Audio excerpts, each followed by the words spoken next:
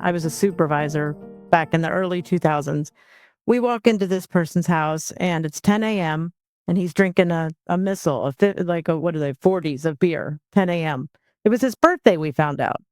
So, but the reason the report was called in was because he was diabetic and his toes had begun falling off. And there was a toe on the ground, not attached to his foot. So the worker I was with said, "Oh, you don't want to go to the hospital and get this checked out?" He said, "Why? It's not bleeding. It's my birthday. And then his friends started coming in.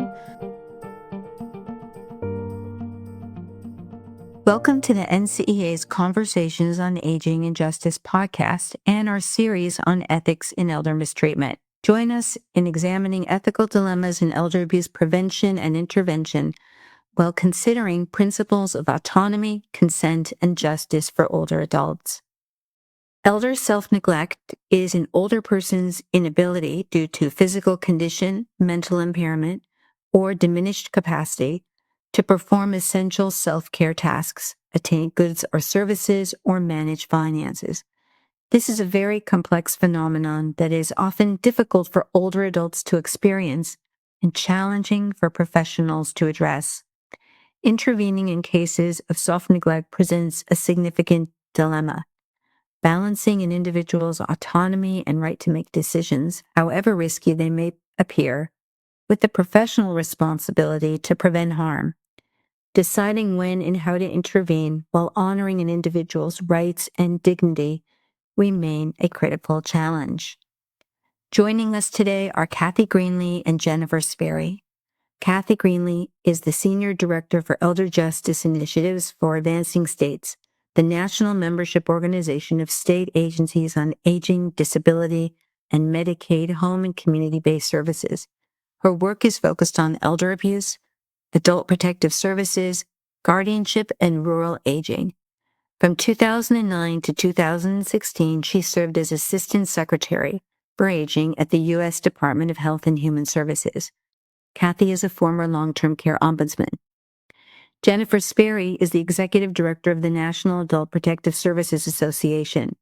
She has 18 years of adult protective services experience in Philadelphia, where she managed a staff of 70 and an annual operating budget of over $5 million.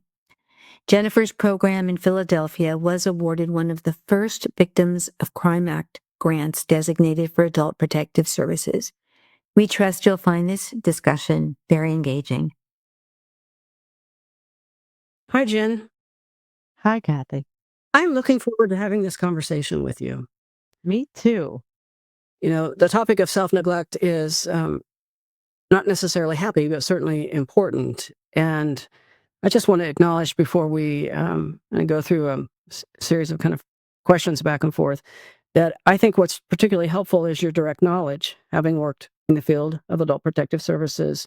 I come at much of this work from a policy perspective. So you're grounding us and keeping us on task about what you've seen, I think, is really fundamental to having a fulsome conversation about self-neglect. So is it really self-neglect? I mean, I'd like your perspective on what self-neglect is. Is this people really choosing to neglect themselves? What's your experience in seeing it and working with it? Right. Well, as you know, there's a lot of debate about the term self-neglect, just the basic term. It really shames a person who maybe just is unable to care for themselves or for whatever reason. And there's a lot of discussion also about whether self-neglect should even be included in the definition of elder abuse.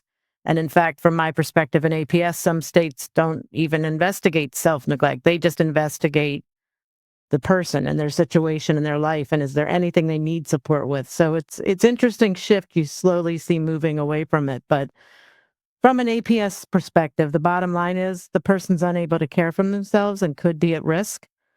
Well, I mentioned that I come at this from a policy perspective, and this issue of whether self-neglect should be included in the definition. To no one's surprise, I have an opinion. I think self-neglect should be included in the definition of maltreatment.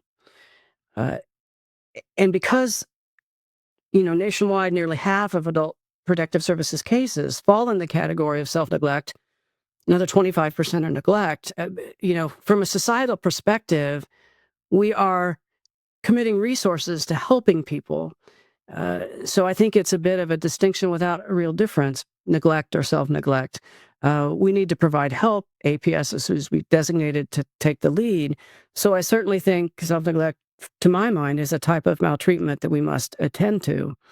Um, but in terms of language, I really, for the last few years, kind of landed on a more person-centered approach. This is a person, and this is an experience.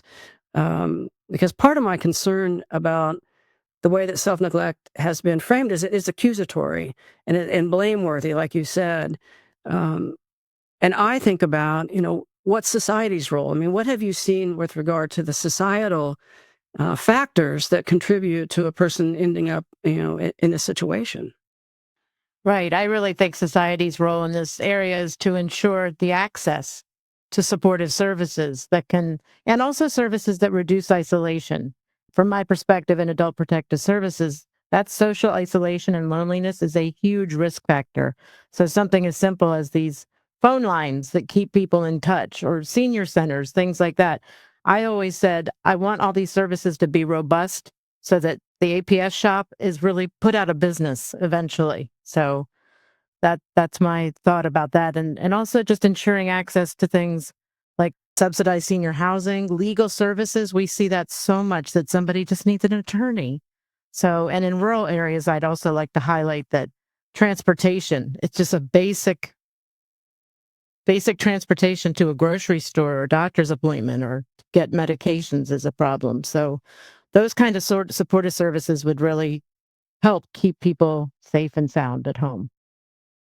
So, what are some of the biggest ethical challenges we face, Kathy, when working with someone who's experiencing self-neglect? I know policy level, but what are some of the gray areas in your perspective? Well, I assume we'll talk a little bit before we conclude about willingness to accept services. So, there's this fundamental understanding that adults have the right to refuse services and make their own decisions. I think there are two ethical issues that I run across from a policy perspective. And one is this issue of capacity. And, does someone know what they're doing? Do they have the ability to diffuse? Do they have the ability to reflect?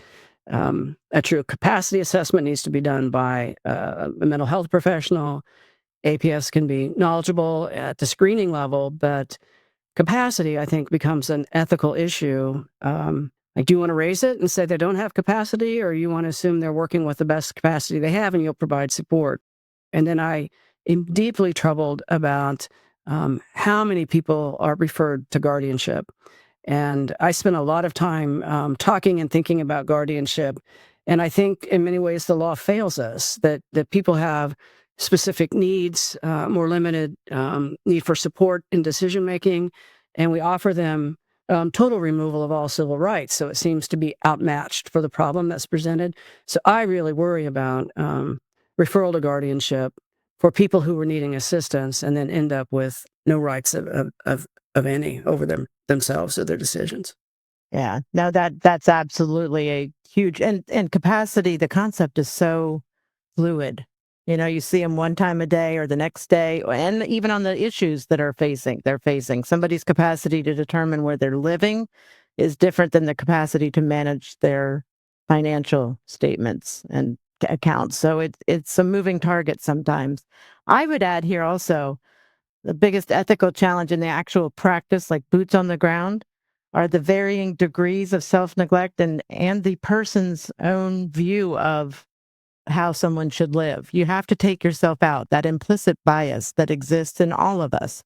So you go out, I mean, I had a department of 50 investigators.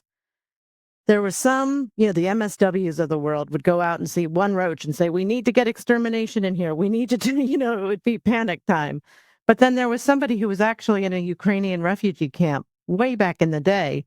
And she was very, very adamant to stop, and let people live how they live, almost to a fault. It's like, well, they survived worse. She survived worse. So you have to take yourself out of this equation and really be more person centered and see what the risks are that the person's facing and how much they understand them and what they want to do with them. So it's those gray areas, like we always say, right?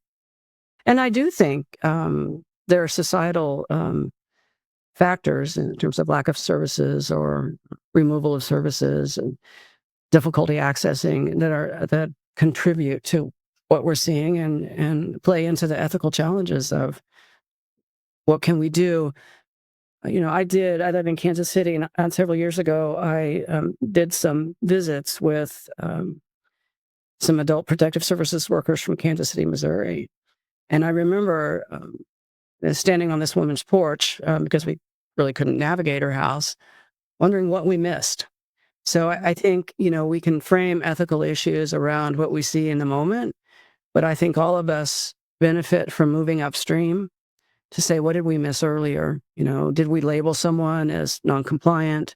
Are there ethical issues or policy or program issues, people issues sooner that we should have paid attention to as well, to at least provide some lifelines to individuals to help them help themselves. So, Yeah, I agree completely with that sooner philosophy. Like you see a lot of financial literacy programs for younger adults so that, they can learn under an early age how to manage their finances. The scam patrols that are out there. I also think that there's a lot to be said for peer support in these groups, especially in the hoarding atmosphere. I was on a hoarding task force, and there's a peer support group that lends that support after a clean out unfortunately had to happen because there was an eviction. The city wasn't too kind on timelines. We tried, but to support the person after the trauma, because it is traumatic when you do those kind of hoarding clean outs, but also not just clean it out and then they're on a mission to re-accumulate belongings. So that the peer support was incredible. And there's a lot of peer support programs for in other areas like the scams, the romance scams and things like that. But again, it's funding and coordination of a lot of these programs that's needed. you know, I understand that situations of self-neglect can be some of the most complex that APS is facing, and it's just very hard. And I'm always cognizant of that. It's like, I know this is very hard, but we need to talk about it and sometimes focus only on self-neglect and not abuse by others to really attend to it. But what do you do when someone refuses services? Right. And we do in that situation. I mean, again, through the APS lens, if an individual is refusing assistance, APS typically needs to make multiple visits, really build that rapport, gain the trust, incorporate informals, neighbors, family that can be trusted to really help the person gain that trust. And unfortunately, with rising caseloads and the increased number of cases, just the demographics have been flipped on their head. There's more older people than children now. So there's a good amount of recurring cases because APS can't keep a case open for months and months and months. But the recurring cases that come in, sometimes it's that domestic violence model of planting the seed. And then we had a case where the person themselves called in and said, I'm ready. I'm ready to do something. And it was after 6 or 7 times in. And their son was physically abusing him. It wasn't a self-neglect case, but it's that recurring planting the seed, knowing that they can come to you. So, I mean, it's not ideal, but you just got to keep the home fires burning, right? I think we have a conundrum, though, because according to the National Adult Maltreatment Reporting System, the NAMERS data, nationwide, an APS case is open on average 57 days. And I've read research as well about people who refuse services, and that the key, and every person from APS knows this, the key is building rapport. So you may have to go out 6 or 7 times, but how do you do that if the case is open for 57 days? How do you build rapport with a short-term case? Yeah, it's an art. I always say there's an art to APS when you go out and you're trying to build rapport in a 30-minute visit, or some programs are really trying to incorporate students, have them come out. But there's also a lot of states are looking at their statute, and the final rule has something about it, the length of time a case is open.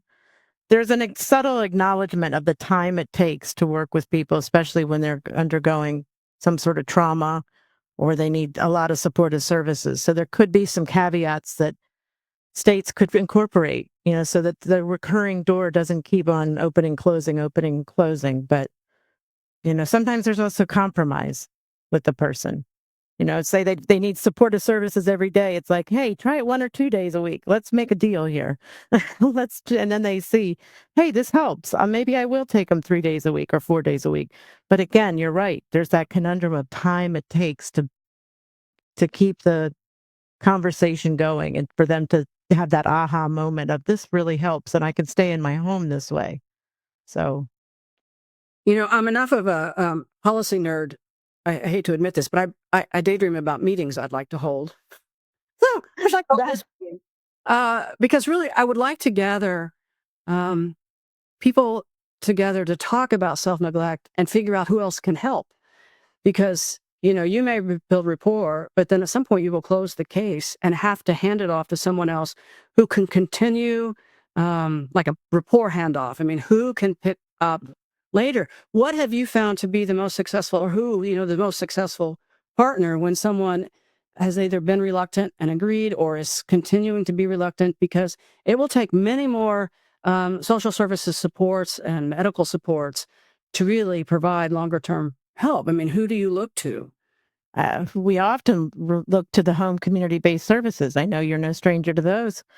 So, the waiver programs that are out there, medical assistance programs, those case managers can provide support themselves, but also referrals to the senior supportive networks. Some of them are even virtual these days, which is fantastic. There's a senior older women's network. I think it's called something different now, just phone calls.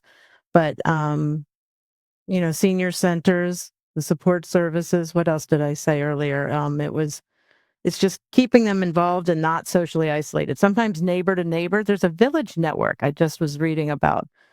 I don't have children. I'm like, I need to get into this village network, because it's neighbors supporting each other and reducing that isolation, but also being there when one another needs support or services. So we got to get creative in this front, I really think. So in a situation of self-neglect, what does APS do to try to build connections back to estranged family or others? Get people connected back to that person's life. Many times the family is the perpetrator in some cases. I think about a case where you're trying to support the family, but then they find out they have a good substantial bank account. I'll move in with mom. I'll take care of her. And then you're adding a problem. So you have to be very cautious when introducing other people and stay focused on the self-determination of the older adult, because ultimately they know the history of their life. They know who they want living with them, because sometimes people just want to be left alone. They want to live by themselves. And yeah, maybe a phone call here and there would be nice. But again, the social isolation, though, senior centers are fantastic and they're starting to evolve. So they're not just sitting there playing bingo, doing the traditional activities. They're painting, they're going on trips, things like that, if the people can. So, Oh yes, yeah. Still, I'm on the board of National Council on Aging. We've been to some really dynamic senior centers. yeah, Where there's all kinds of interesting and helpful health supportive programming.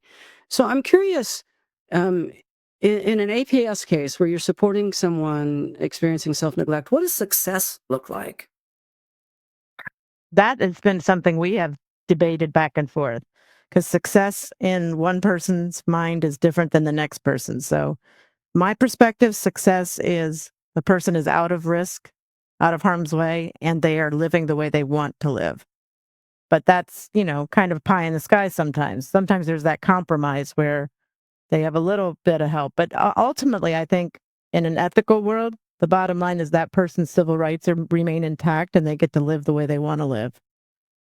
And I'd also have just to add that out of imminent risk, maybe there's still subtle risk. So how do you figure out, as you're working with someone so that you're in their home, how do you determine what they think a successful outcome will look like? You ask them. We know it's a novel concept, but you do ask them, how do you want to live? And that's where that varying degrees of risk is challenging, because yeah, somebody sees dirty dishes in the sink and they think, oh dear Lord, but the risk is, I went into a house once with an umbrella over my head so the roaches weren't getting in my hair. That's a different kind of risk. So asking the person, and that person, I remember saying, do you want to live like this? And they said, no, we want to have extermination, but they were living in public housing. So we had to get involved with the landlord. So it's just asking them and having those conversations. 95% of adult protective services is voluntary. So unless you're asking the person what they want, you're going to be in the dark. I had the opportunity to do some work in Washington State in 2022, and I met with some APS workers in Washington.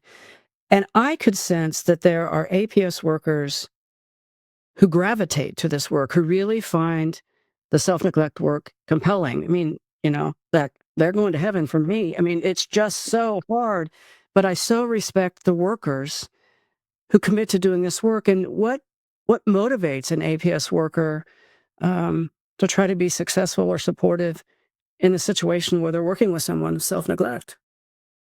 That's an interesting question because there's so many different avenues to get to APS education wise. We have the social workers, we have the nurses, we have bankers even that come to work in APS.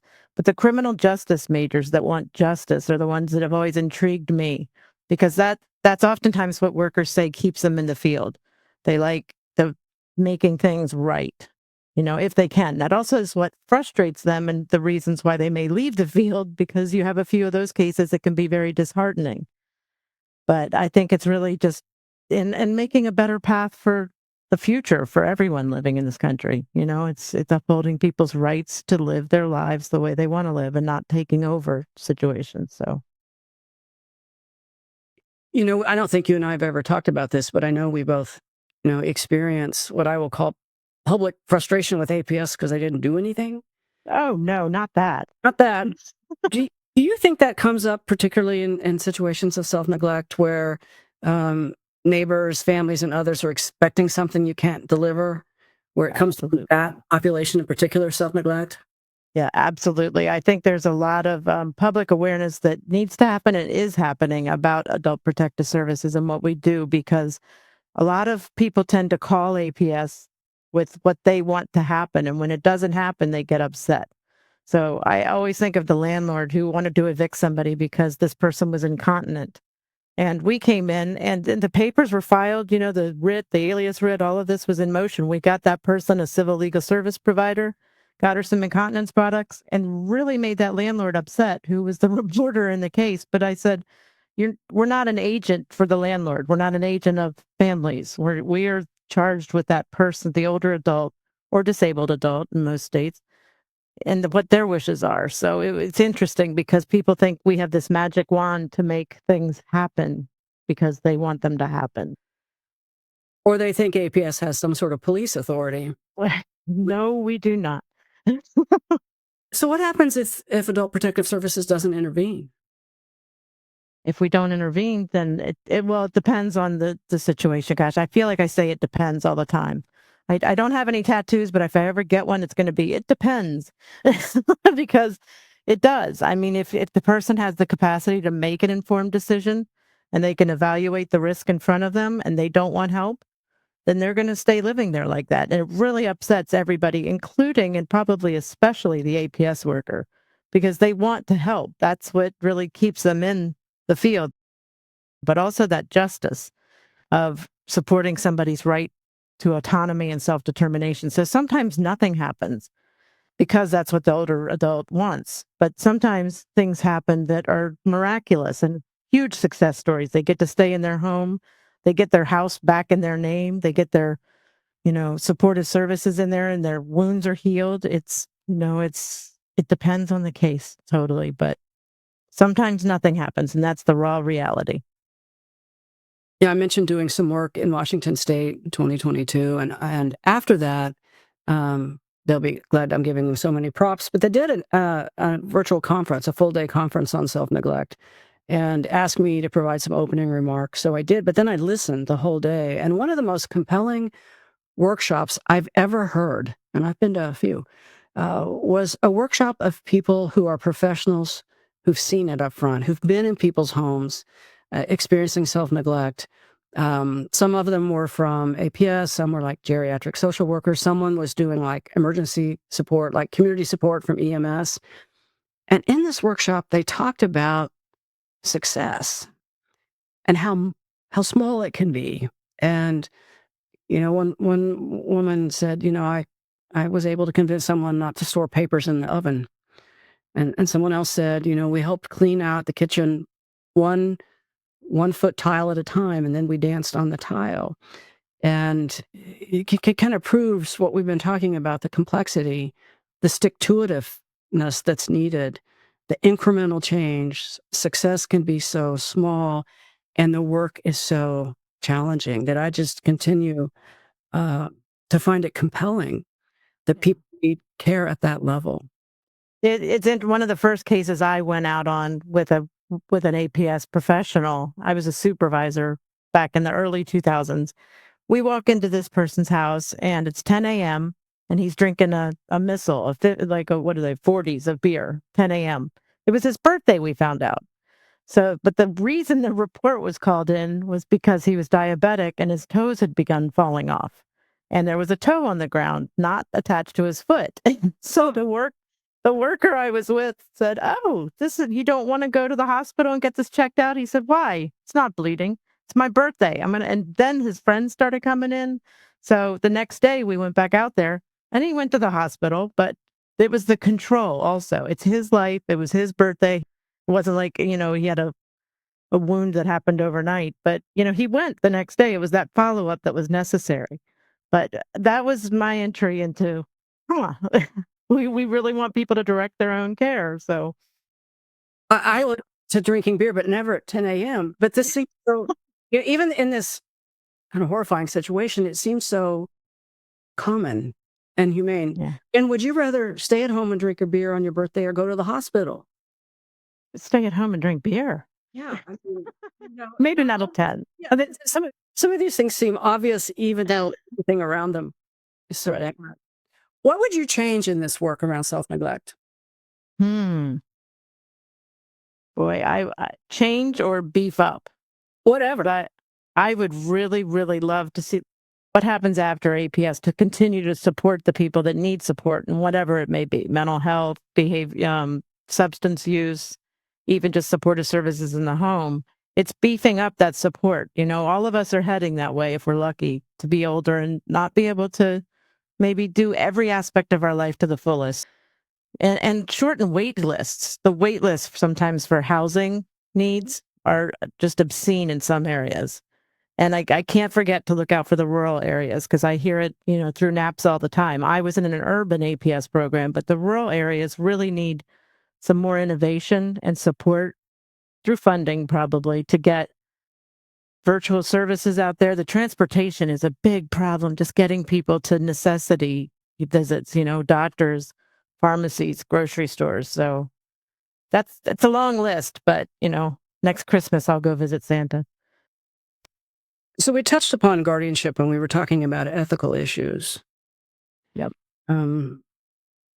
How does that settle within APS? How does APS, does not make it a global question, but there's differences of individuals who work there. How does this land that sometimes that's the pathway created by APS intervention?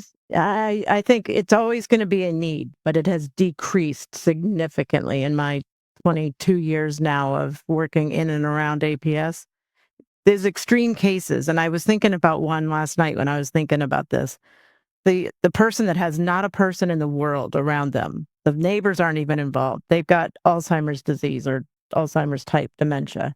They're going out of the house and playing Frogger in the middle of, a street, and they won't allow supportive services in.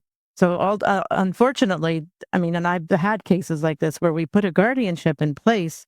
They still keep them in the home, but they're working with that person and they have the time to go out there and say, if you don't let help in here, we're going to have to move you to a more secure, because people have gotten hit by cars. People have died because they're confused and out there wandering. So those kind of extreme cases are a case to have somebody appointed to help them, and supporting safety in the home, but not like we used to do 25, 30 years. I think it was the only tool. We need to give APS more tools instead of guardianship is that one. But in extreme cases, I think guardianship's always going to have a role.